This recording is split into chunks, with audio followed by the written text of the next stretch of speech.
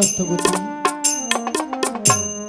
তুমি কি আমার এই ভাঙা প্রাসাদে এসে তুমি কি সুখী তাতে? কি কথা বলছো? এ তো পূর্ণ কুঠি, কুড়ে ঘর। কুড়ে ঘরে তোমার মতো স্বামী পেয়ে নিজেকে বড় ভাগ্যবতী বলে মনে করছি। তোমার মতো স্বামী পাচ্ছি পেয়ে আমি যদি যুগ যুগ ধরে না খেয়ে থাকি, তারপরেও মনে হবে আমার কোনো খোদা নেই। হ্যাঁ স্বামী,